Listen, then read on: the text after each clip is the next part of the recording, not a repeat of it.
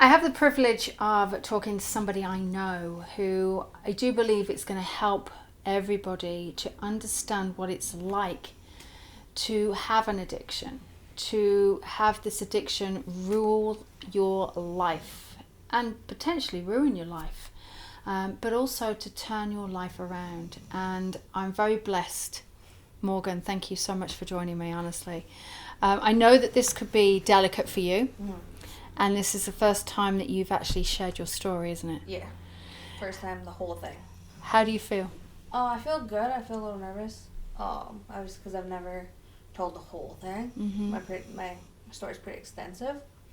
It starts from when I was a kid, basically. Right. So we're going to go back in time. Yeah. And at any time you need to stop. Okay. You know, you just let us know.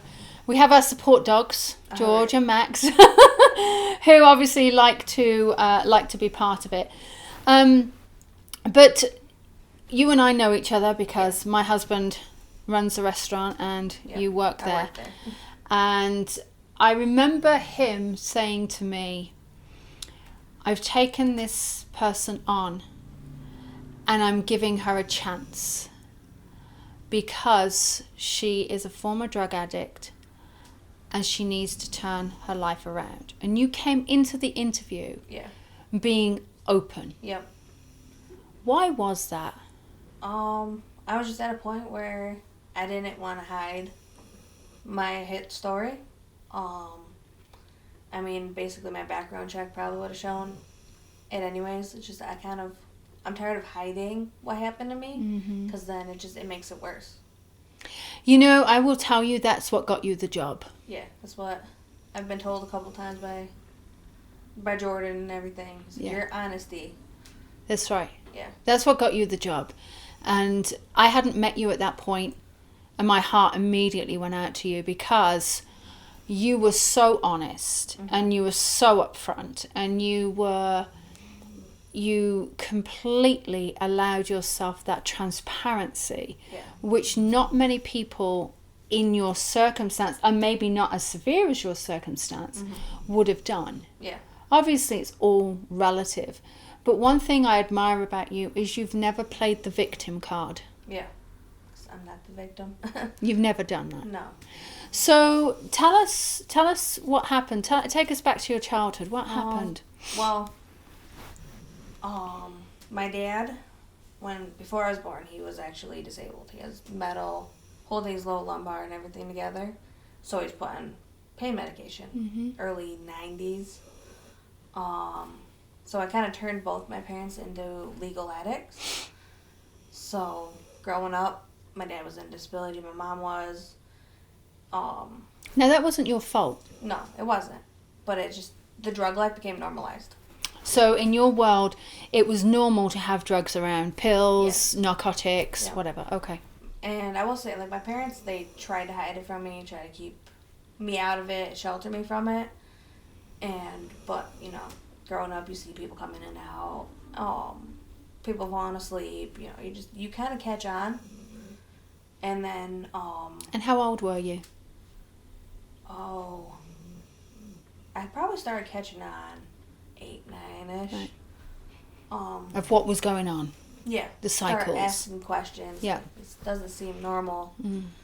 But even kids I grew up with, there was 4 boys I grew up with, and a brother and sister I grew up with, and their parents were addicts also. So all of us were just kind of like a group that had addict parents, and it was just normal, and all of them ended up addicts too. So it just kind of... So it was like a cycle? Yeah. A cycle that repeated itself? Yep. Okay. And then because of all my dad's medical and everything, they put him on methadone, and it built up in his system. He started having seizures. Right. So I was probably 6, 7 years old, and me and my dad were taking a walk because my mom was home, and I go running ahead of him, and I turn around, and he just drops in front of me. Wow. And how old were you? Probably 6 or 7. Right. And I don't remember running through the woods, but I remember getting to the house, telling my mom, I think Dad's dead, and turning back around. Right. So that was the first real traumatic incident. And probably for a good 2-3 years, Mm-hmm. he continued to have seizures. Yeah. And so that's hard for a kid to watch. What was going through your mind at the time of the seizures? Can you remember? No, just freaking out. Like, I'm going to lose my dad. My dad's going to die. And your dad's still with us? Yes. I've met your dad, haven't I? Yeah. Yeah, I thought so. Yep. And so at that point when you became... drugs, narcotics was normalized in your Yeah. family, what then led you into your My addiction? addiction? My addiction itself wasn't really that long. Some people are addicted for like 10, 15, 20 years. Mine was probably 3 years. But it's still an addiction. But I progressed so fast. I did more stuff than people usually do in the whole addiction. Like, it was just so quick. So, because a lot of people would say that, oh, there was abuse, there was this. Yeah. You never had any of that. Not as a child. My ex-husband was very emotionally abusive. Right. And verbally. So I was just in a very bad place. And I didn't like who I was anymore. I was just numb all the time. And so that, back in my head normalized, well, I could do some drugs. So I feel better. What was that numbing like? And this was all because of the relationship that you were in with your ex-husband. Yeah. You said that was emotionally abusive. How long were you together? 6 years. Right. And so you've just become very numb to that circumstance, don't you? Yeah. You just, like, okay, this is how it is. Getting called names every day. Getting blamed for stuff you didn't even do. Just terrible. Like, I was so depressed that if my daughter wanted my attention, I didn't even want to give it to her. Do you think you were looking for a way out? Yeah.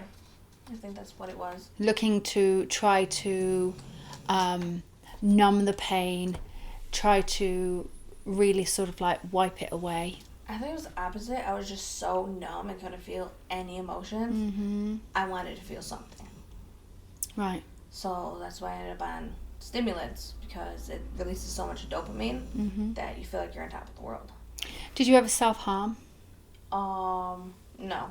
Because I know that a lot of people, I've self-harmed because you're in that place of numbness. Yeah. And you... Yeah. I slept. Right. I slept. Right. If I wasn't working, I was trying to sleep.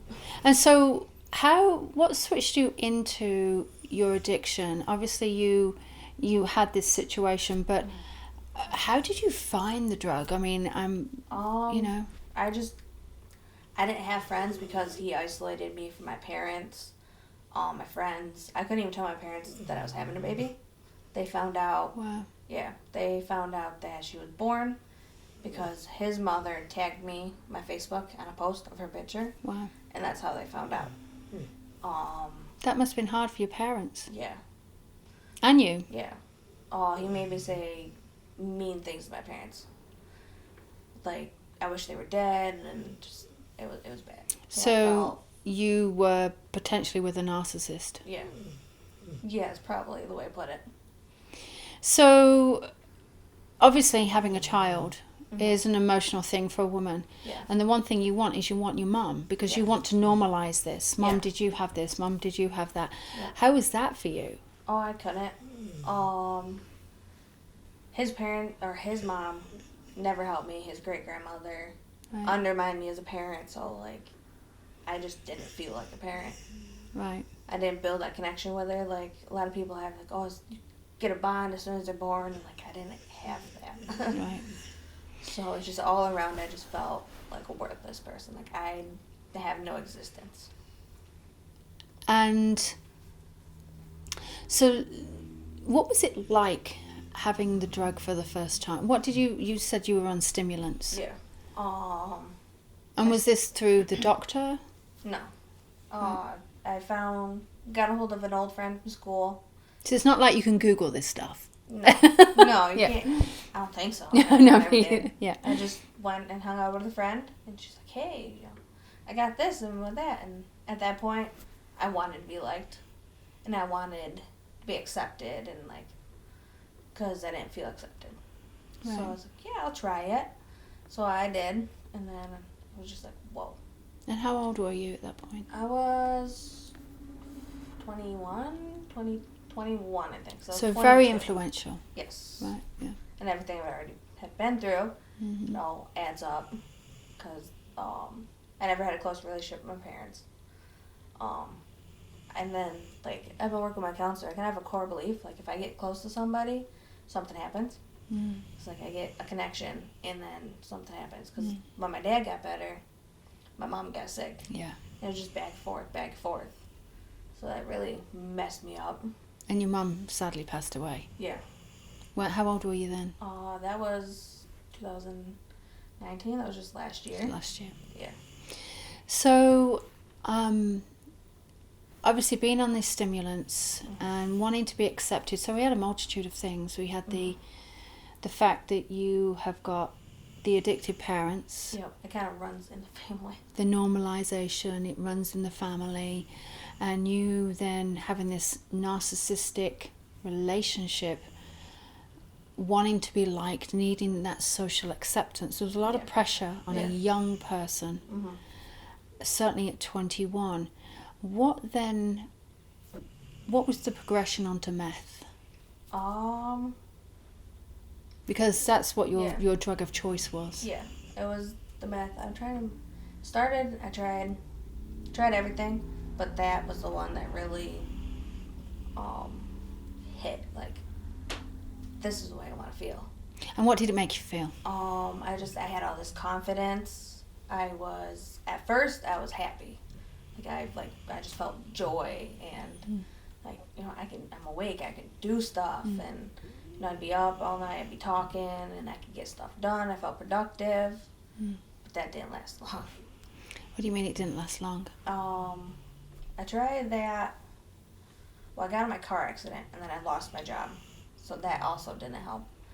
I had plate screws in my hip, couldn't walk for 6 months, and I started hanging out with an old friend I grew up with, and he was making it. So you went from just taking it to then making it. Yeah, because then he was like, hey, come hang out, and basically I had a vehicle, so I could drive him to where he needed to go. And we would just go places, hide, so we can make drugs, and instead of paying him, here, have some. Right. Oh, and then he was selling it also, and it kind of got in my head of, well, I don't have a job. He's making money, and I can feed my addiction. So I kind of started helping him do that. And then I got with this one guy who also made it. And within a year of starting drugs, I was using a needle because of him. Wow. Yeah. So he shot me up for the first time. And how was that? I don't really remember it. It was just kind of foggy, but in and out. It was just an unbelievable feeling. Right. And so, obviously, you went from this moment of yes, you were going to make it, you wanted money, you were feeding the addiction, to the needle, which a lot of people look at and they go, whoa. But I guess in your world it was normal. When I was a kid, I never seen anyone use needles. Right. Everyone was on pills. Right. That was the thing. Yeah, pills were very much around. And then, in my time, everyone was using the needles. So I was the oddball. Snorting or smoking it. So it was pressure. Yeah, kind of. Want to try it? Well, everyone else is doing it. Yeah. It's that pressure again of wanting to be liked and accepted. Mm-hmm. And so, do you remember what it was like to be on that high? A little bit. It was, my brain was pretty foggy. Yeah.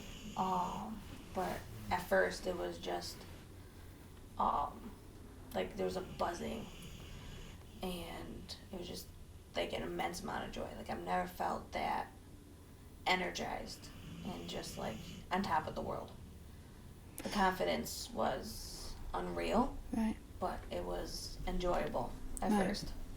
And so, a lot of people think of a meth addict shooting up. They often think of them lying there and not doing anything. But you were just like, ping, ping, ping, ping, Oh ping. yeah, I was barely home. Right. I was always out and about. There were times where I didn't sleep for like a month. Because you were so high. Yeah. And so, in that moment, where were your parents? Were they? What was going on with them? With my parents for a while.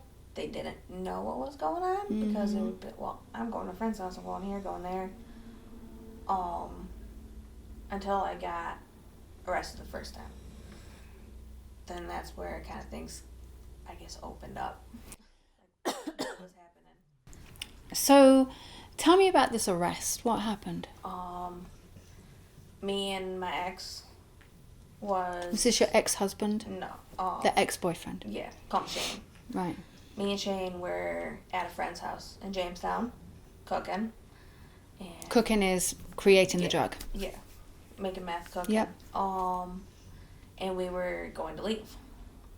Well, we come up and we pull into 7-Eleven in Jamestown, and next you know, troopers behind us. Pulled us in, and we're like, shoot. We had a whole meth lab in the trunk of the car. Wow. They pulled him out, me out. He was actually wanted. He had like 4 warrants. And then they, because he had the warrants, they searched him, searched me, then they searched the car. We had the whole thing. So we got arrested. What was that like to be arrested? At the time, because I had just gotten high, I was just kind of like, whatever. I didn't... Cocky. Yeah, kind of cocky. But like, I didn't really have emotion. Like, I wasn't scared. At that point, I wasn't really scared of much. But I know I kind of looked at the cop, and he was just trying to give me a hard time. And I'm just sitting there, like, not really listening. He's like, oh, well, what's in the duffel bag? And I'm just like, I don't know. Just kind of playing that I don't know card. That was. And so, were you put into jail at that point? We were taken to the state trooper barracks. Mm-hmm. We were actually there for 12 hours. Right. They didn't give me anything to drink. I was going to say, how were you treated? Not treated well at all. Actually had to like argue with one of them to get a drink of water. And with stimulants, it dries everything out. So dry mouth is ridiculous. It's so bad. And then they actually tampered with my statement. Wow. Yeah. I was crashing pretty hard, so I was laying on the ground trying to kind of nap, and I heard the female cop who took my statement kind of talking and like, well, what do you want me to do? I don't have a hard copy. And some guy was like, well, just edit, delete, whatever makes it sound good. I'm like, what? Wow. Yeah. And then actually have my statement. I might still have my statements. And I have my exchange statements. And with him, he signed, initialed certain places, and mine doesn't have that. And you can see where it's kind of patchy and weird. But I didn't have the money to fight it.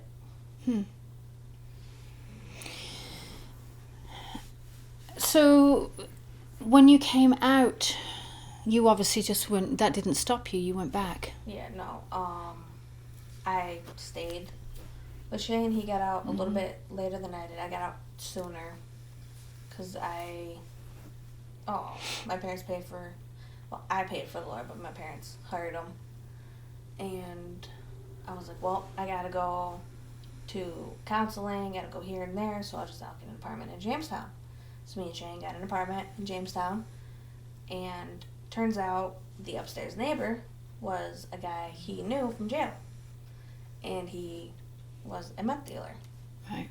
So I remember when I got out, I'm like, you know what, I'm done. I don't want to do this no more. And like, I had that mindset of, no more, no more. Mm-hmm. But when he got out, he was just persuasive. Like, come on, just one time, and blah, blah, blah. And the whole, I want to be liked. Like, well, one time won't hurt. That naive of, oh, I can do one more. Mm. And that's kind of what's got me back into it each time. It's, well, I can do one more. One more and it won't hurt. Yep.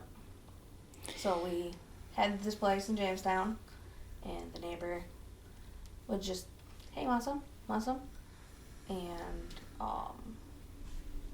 I remember, I think the turning point for that was my parents came over to the house, and I'd been up for probably 2 weeks, and I crashed before that. I just fell asleep. And after so long, your body just shuts down. Of course. And my parents came in, and I had drugs, needles, and everything just laying all over, and my mom's flipping out. At that point, because when I was staying with them, I hid everything in my closet at their house. Mm-hmm. So I had like a duffel bag, or like a gym bag full of clean needles and just all this stuff. And they cleaned my room out, and it was a big shock for them. Because they had no idea. No, because I hid it. I guess I kind of hid that in mine like they hid theirs. So, obviously, when they came around to your house, how did you feel when they saw all of the substance paraphernalia, I was embarrassed. Yeah. And I felt kind of bad, but I got mad. I took it out. I got mad. Like, none of your business. It came out in anger. Mm-hmm. Because I didn't want to look weak. Yeah, you didn't want to accept it, I guess. It was that point where it's not that bad. It's like there's stuff laying all over. It's like, well, I just fell asleep. I was tired. And just excuses, justifications all day long. And you never did this in front of your child? No. That's never. one thing that you maintained? Yes. I never... I got to a point where I wouldn't be high. But after so long, I would have to just a little bit just to be functional. Mm-hmm. But my mom, she was always around. She helped me a huge amount with my daughter. She always took care of her and helped me out. And she really maintained that, to help you. Yeah. Which was great. And this is not about your daughter, and I don't want to bring her into it, No. but since you mentioned her at the beginning that you had her, we have to bring her up. But what was the turning point for you to say, enough is enough? I gotta get out of this. The turning point, I went to a rehab after he went back to jail, and after that. And this is the boyfriend? Yeah, because he was in drug court. My parents, you need help, so I went to a rehab. And was that a rehab that the state gave you, or that the a system gave you? Or? Yeah, I was an outpatient, but they were like, well, here's one. And I went by Albany, I think it is. Right, okay. So it was quite a ways out, but it was only like 10 days. Mm. My insurance wouldn't pay anymore because I put myself in. Right, okay. So it's like, what is 10 days really going to do? Like, I'm using every day. And it just kind of like, well, this is what addiction is. Go home now. Right. So I started hanging out with people again, wrong people. I always went back to the same stomping grounds. And I met this other guy who also learned how to cook. So we started like, hey, you do it one way, I do it another. And we just kind of combined. And we started doing the whole thing over again. Same cycle, different person. Wow. And so what was that turning point after obviously the rehab? When I realized that the same cycle was happening when I was a kid with my daughter, that I wasn't around, and I just kind of, I was never around.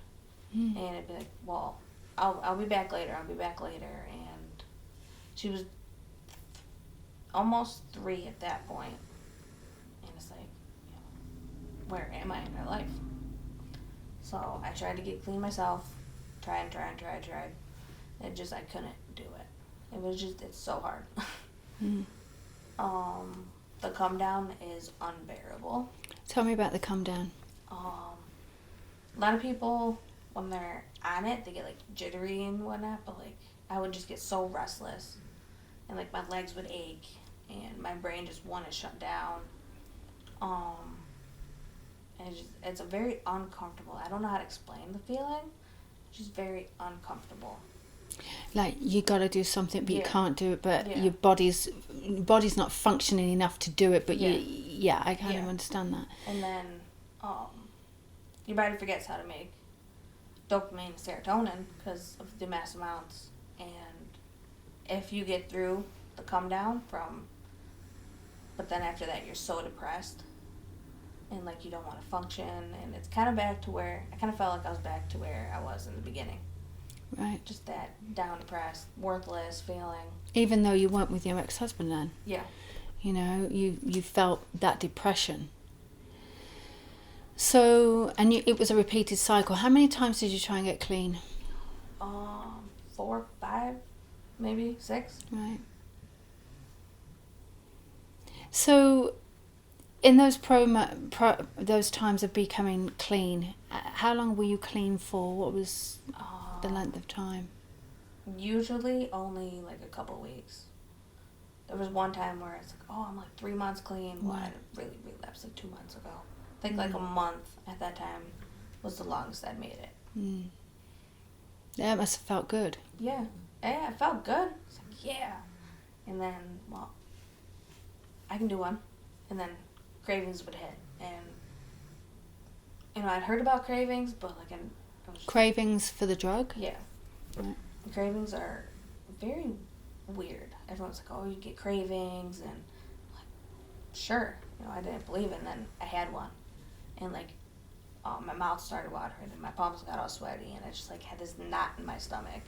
And like, the only thought was through my head was, I want to get high, I want to get high.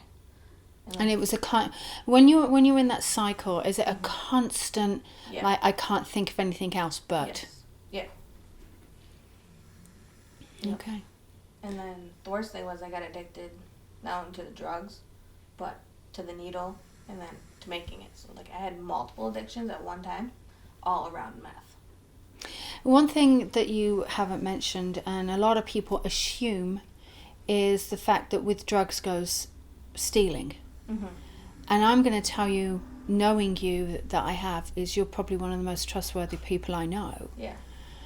Was there ever that, in that part of it? Did you ever steal to... I never stole. Okay. I knew people who did. Mm-hmm. But I never did, because I was always... My way was to make it and sell it to get the money and get more. So that was my outing. I just wanted people, obviously, to understand that you're not necessarily in that, I guess, category of, you know, you're always robbing for your addiction, because there are some people like yourself who don't. No. Not everyone does. There are people, but they're the ones that give everyone the bad rap. Yeah. So how long have you been clean now? It's August 20th would be 2.5 years. That's awesome. Yeah. That's awesome. So when you decided enough is enough, what was that turning point for you? I got a hold of my brother. I told my parents I want to go to rehab. I want to go to long term. My brother was actually trying to get me out to a rehab in Ohio. Mm-hmm. He was going to pay for long term out there and everything. I was in outpatient, and then at that point I was on probation because my first charge. Mm-hmm. And the probation officer was like, well, you go to rehab or I'm violating you. Great. So I got a hold of a rehab, and actually the day I got a bed, I got arrested again. Oh, wow. Yeah. What did you get arrested for? Kind of the same thing.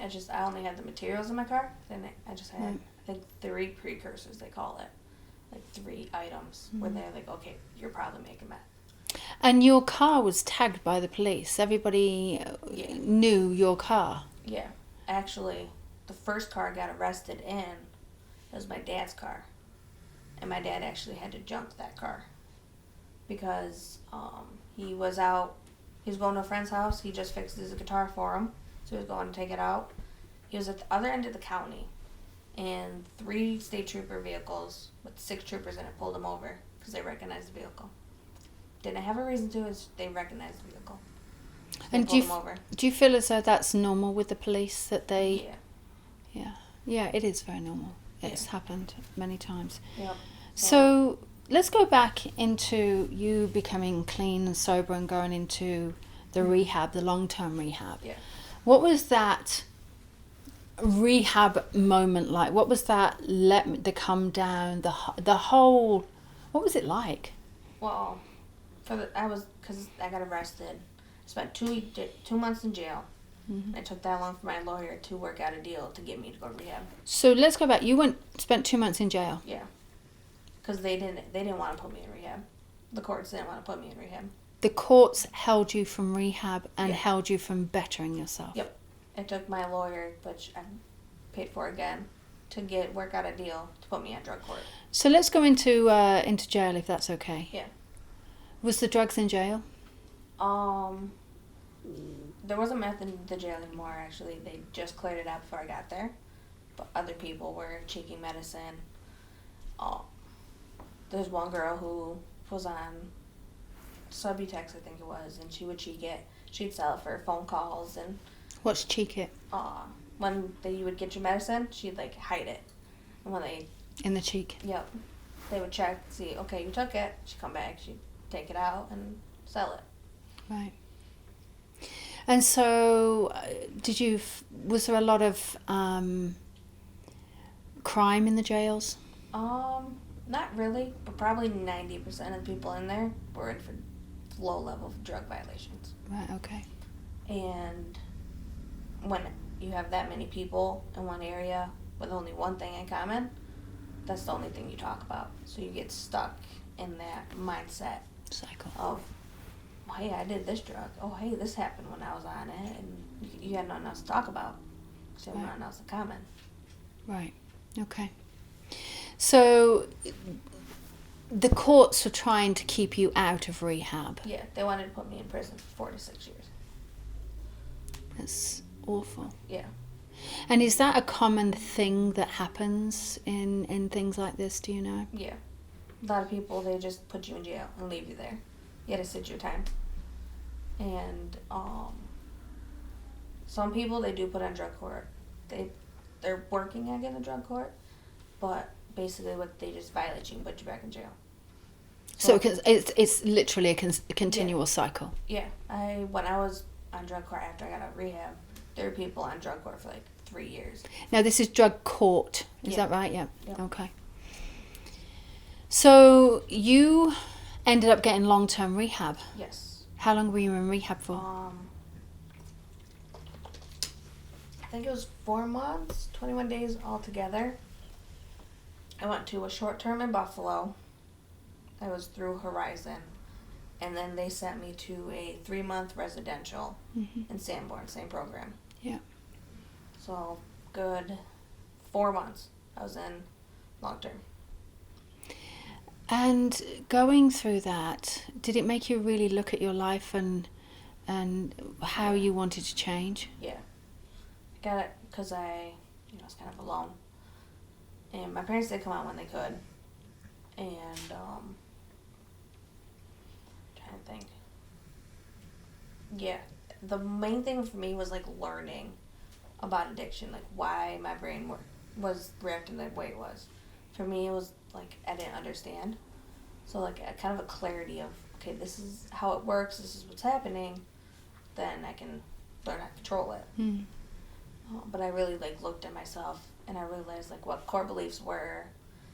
And with my counselor, we kind of figured out I had, like, a shadow self that, that's, like, I was somebody else. Because, the way I explained it, I felt like somebody else. Like, I was in a dream when I was using. Felt like an alter ego. Yeah. That's kind of, she was like, you got a shadow self. So we kind of worked on integrating it. And towards the end of my addiction, she actually ended up getting a name. Because, like, it was just, like, I had a different voice in my head telling me all these things and, like, was the one like, hey, come on, let's go do this, let's get high, let's do that. And it's like, it wasn't my voice in my head. So I had 2 different voices in my head at this point. So she ended up getting a name, and me and my counselor worked on integrating it. And what's the name that you gave her? Her name was Alice. Okay. Yeah, it was kind of interesting. She's not. I still hear her voice every now and then. Was it ever associated with schizophrenia? No. Right. More or less like a dissociation, I think she called it. We all have that voice. Yeah. I call mine Veronica. Yeah. Yeah, I have. I often say that Veronica is telling me I'm fat. Veronica's telling me, this, that, and the other, Yeah. and it is that dissociation. So you obviously came out and you worked on that dissociation. And how did you merge the two together? I don't know. It just kind of, I just would listen, and I would kind of talk back to her. So like I would have like two different voices, Like a dialogue. Yeah, in my head. Mm-hmm. So I'd have like my thinking voice, Right. and then she would answer, or Yeah. I would reply, and then I just kind of, I guess, open the door to kind of, okay, this is happening. So you'd have this conversation between you Yeah. and her, Yeah. and realize that you could actually contain her, and Yeah. you could talk some form of reason. Yeah. And then I was also diagnosed with manic bipolar 1 with rapid cycles. So that was another reason why I was on the stimulants, because my manias would be so long and high, and then my depressions would be so low. And it was just like every couple weeks I'd be cycling. And there was one time I had a cycle, and it was probably 5 days, and I wasn't on any drugs at this point. I was actually, that was when I was about a month clean. And I believe being on the drugs made my bipolar worse. Right. And I was like digging for beach glass in my parents' driveway. We don't live near a beach. But Mom was like, "Are you alright?" I was like, "Yeah, just." And so it took them a while to get my meds situated. So integrating with her, learning about addiction and how it works. And this is your counselor. Yeah. And then get my medicine straight. It was a combination of a bunch of things that kept me clean, but it was just me. I don't want to do this no more. I don't want to live like this. I want a better life than what I had growing up, and I want my daughter to have a better life than I had growing up. So now you're actually at college. What are you doing at college? I'm actually studying to be an addictions counselor. So that's pretty awesome. Yeah. I mean, what made you go down that route? Couple different reasons. All the counselors I've had over the years, my counselor that I had in long term, she was a recovering addict. Right. She's the one that reached me the most. Yep. So I feel like it takes somebody that's been there to help somebody that is there. And what do you aim to do with your qualification? I have a bunch of different things, but I want to help other people get out. My big goal, I guess, would be just try to change the stigma and just help people and make people realize that, we're people too. Yeah. And that, the negativity, we already put on ourselves. So then everyone else just reinforcing it makes it worse. So a lot of people, they just stay sick and they don't get out. Do you feel that people go onto drugs because they need that boost, that help, that they need something, and they stay in that cycle? Yeah. A lot of people, most people I know, didn't just do drugs because they wanted to. A lot of people, they have trauma or emotional issues, mental health. There's always a background reason. Drugs are just a symptom. Right. And I know for me, I had to actually dig down deep and figure out the reason why I wanted to use and why I was using. Because it wasn't just, I want to use drugs because I want to get high. Well, I want to use drugs because I want to feel normal. I want to get away from what's inside my head. And so you did the work. Yeah. Wasn't easy. I'm still doing the work. It's 2.5 years and I'm still doing the work. And it's not easy. No. Do you still have those moments where you're like, I want to use? Oh, yeah. I probably have at least a fleeting thought every day. And what stops you? I've kind of my own self-will. grounding techniques, talking to my mental health counselor, and just seeing where I'm at. You know, I got a job. I got a great job. I love where I work. Mm-hmm. Me and my daughter have an actual connection and a bond. Yes, you do. And I actually found a boyfriend who actually loves me for me. And he doesn't hold my past against me. And he actually, because he's never used or anything. Okay. So he would actually go to my outpatient appointments with me. Because he wanted to learn, wanted to see what they'd have to say. He'd go to my mental health appointments with me.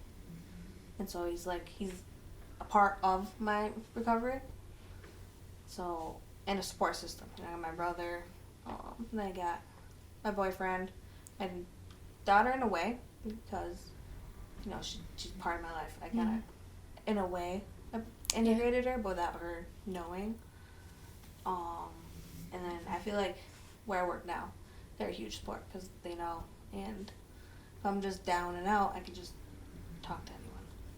That's important. Yeah. Support system is huge. Feeling normal. Yes. Feeling accepted for who you are, no matter what your past was. Because one thing that really got me was, well, people are going to know my background history. So, like, I kind of held myself back from that. But I kind of pushed myself to just get it out there. So this just goes to show that you should never allow your past to define who you are now. Yes. Or don't judge somebody on their past. You don't know what they've been through or who they really are. So, if you could, let's say, if you could speak to your former self, oh jeez, what advice would you have given to the former Morgan who was addicted to meth? That it's all a facade. That there is better out there. Because at one point I'd accepted that, you know, I was born an addict. I'm always going to be an addict. And just, you know, never give up. Don't get stuck in the mud. Right. And do you believe that when someone, let's say if someone is born on, you know, a drug-dependent baby, do you feel as though they have got an opportunity in life that, you know, they're not always going to be that? No. You know, I don't think my mom was using a lot when I was a baby. I mean, they didn't say they were. Yeah. I think it was just kind of later in life it got worse. It just got worse. I could see the progression where it got worse afterwards. Yeah. But no, I don't think babies that would be born addicted, if they have the opportunity to get out of that life, they'll probably go places. So, I ask this question a lot because 4 o'clock, between 2 and 4 o'clock in the morning, that's when a lot of the dark thoughts happen to a lot of people. Oh, man, yes. So what would you say to somebody if they happen to come across this, or they're watching this, or they need some help? What would you say to someone at that moment and say, hey, what would you say? What advice would you give them? It'll pass. Just find a safe place. It'll pass.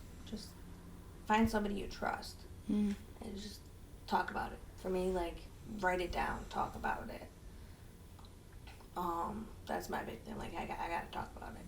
So if I just kind of let it stir, it builds and builds and builds, and then I'm gonna do something irrational. So I kind of tell myself. Call it. Yeah. Tell myself. So, is there anything else that you want people to know about the life with drugs? It's not worth it, but, like, it happens. And, like, addiction and everything, it's definitely a brain disease. People are like, oh, well, that's just an excuse or justification for people to stay sick and using. Well, it gets to a point where you don't even care if you showered that day or if you ate, and it's just like it becomes just like an instinct, like you have to do this. And it's the only thing that your brain thinks about and processes, and then the anxiety gets real bad, and then depression hits, and like the physical uncomfortability, and it's just I guess the big thing as people that don't understand it, they should kind of be educated and like listening, because we're people too. That's my huge thing is, you know, like people would look at me at the street right now and probably like, she wasn't an addict, or a lot of things I went through, but, you know, sit with the person, talk to them, just let them talk. And a lot of people may be not ready yet, but compassion and acceptance will go a long way to help people get up. Yeah, it's true. How do you feel about sharing your story now? I feel pretty good. Yeah? Yeah. You've come such a long way. Yeah. You should be so proud of yourself. I am really proud. I wish my mom would have been able to see where I'm at now, but at least I got a year clean before she passed. I'm sure she's Yeah. very proud of you. Yeah. Helping you in your staying strong. And, Yeah. I hope so. I sometimes feel like she's still around. Yeah. Thank you. Thank you for being open. Thank you for being honest.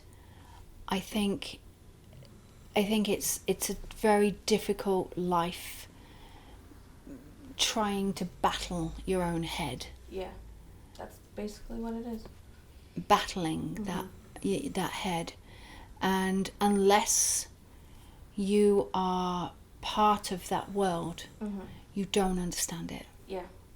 Because there's so much to it. Yeah. And I could probably sit for hours just talking about things I've seen, things I've been through, just to get one hit. So let me bring up a topic here that is very hot right now, is trafficking. Yeah. Meth is known to be that drug of choice to assist with the trafficking. Do you have any stories, or do you know of any of that? I know it wasn't something you were involved with, but I myself never sold myself or anything, but I knew a bunch of girls who did, because they had no money and they already sold everything they had. Well, being a woman, that's the only thing you have left to sell. And there was actually this one guy who, I don't know how he's been busted a bunch of times, but he was a drug dealer, and the women, he would sell them just so they gave drugs. So he was just like, he used their addiction against them to get money from, I guess, selling their bodies. and so And it's happening right here at home. right in front of your face. Yeah. It's happening everywhere. Yeah. It's happening absolutely everywhere. And so what do you think are the things that people need to look out for, the signs that they need to look for of someone using, or of any form of trafficking? I'm not sure about the trafficking, because like once I learned about him, I went the opposite direction. Okay, good. Because it scared me. Like I didn't want to get in this situation, but like I didn't know, because I was already doing illegal stuff, how to take legal action without getting myself in trouble too. Yeah. But like people using especially with meth, like a lot of people, they'll be like, real twitchy and like exaggerated movements, huge pupils, and like the exaggerated movements, like don't sit there and pick on the person, because they can't control it, and it's such an uncomfortable. It's like bugs crawling in your skin, and like your muscles just cramping, like a Charlie horse all over your body. Right. So like, and I see pictures and videos on the internet all the time, people recording people and like laughing at them, and it makes me so mad. Because so it's mad. judgment. Yes. And like, you're laughing at this person, and they're in such a bad place, and you're just gonna kick them while they're down even more. We're people too. Yeah. That's what you keep saying. We're people too. Yeah. Morgan, thank you. Thank you. You for being open, for being honest, and for sharing your story as candidly as you can. And I do think that it will help people understand what it's like, the addiction, the cycle. Okay. Just to try and help, and also to maybe people get help from it. Yeah. It's kind of what I want to do. Good. talk about it, get it out there, and the stigma. Excellent. Thank you.